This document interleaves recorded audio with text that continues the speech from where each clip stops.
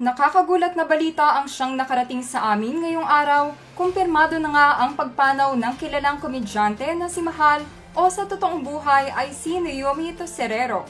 Sa edad na 44 years old, siya ay namaalam na sa kanyang mga fans at followers. Marami ang siyang nagtataka at may nagsiwalat ng katotohanan sa dahilan ng biglaan nitong pagpanaw ngayong Martes.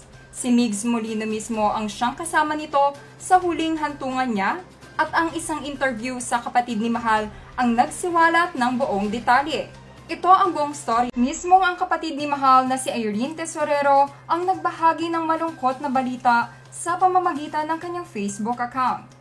Ayon sa kapatid nito, kinumpirma sa kanila na nagkaroon ng pneumonia ang kanyang kapatid na si Mahal at hinihinala nilang nahawa ito nang magpunta sila ni Migs Molino sa isang lugar kung saan nakuhanan sila ng video na hindi nakamask at kasama ang dati nitong katrabaho na si Mura.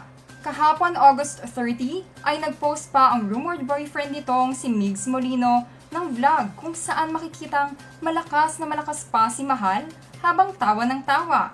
Marami ring netizens ang nalungkot sa balita at inalala rin ang kamakailan lang na pagbisita nito sa kaibigan at ka-love team na si Mura, kung saan nagpaabot siya ng tulong para sa nahihirapang kaibigan.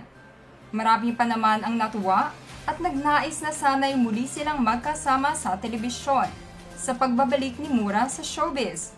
Ngunit ngayon nga ay malabo na itong matupad dahil sa biglaan nitong paglisan. Hinihinala ng marami ay nahawa ito ng sakit na kumakalat sa panahon ng pandemya ngayon. Kitang-kita kasi sa videos ni Mahal at Mura na wala silang mask habang ini-interview ang bawat isa. Ngunit pahayag naman ng kampo nila Migs Molino ay nagpa-test sila bago pumunta sa lugar nila Mura. Gayon din naman ang panig ni Mura na nagpa-test din ang mga ito at nag-negative naman daw sila. Ngunit magkaganon pa man sa ngayon ay nababahala ang dati nitong katrabaho na si Mura dahil noon August 16 lamang ay bumisita ang mga ito sa kanilang bahay. Kaya naman inabisuhan silang mag-quarantine muna sa kanilang lugar sa probinsya sa Ginabatan, Albay ngayon. Base sa FB post ng kapatid ni Mahal, wala pang official statement kung kailan at saan magaganap ang kanyang burol. Ito ang kanya naging pahayag. Ang aming kapatid na si Mahal ay pumanaw na. Wala pang schedule sa kanyang burol due to COVID restrictions. Bumuhos naman sa social media ang mga mensahe ng pakikiramay para sa mga naulila ni Mahal. Kami ay lubos na nakikiramay sa biglaang pagkawala ng isa sa mga kinagigiliwan na komedyante sa mundo ng showbiz. Isang mabuting komedyante na naman ang siyang kinuha sa mundo ng showbiz ngayong taon. Nawa ay pagdasal natin ang katahimikan ni Mahal o ni Naomi Tesorero.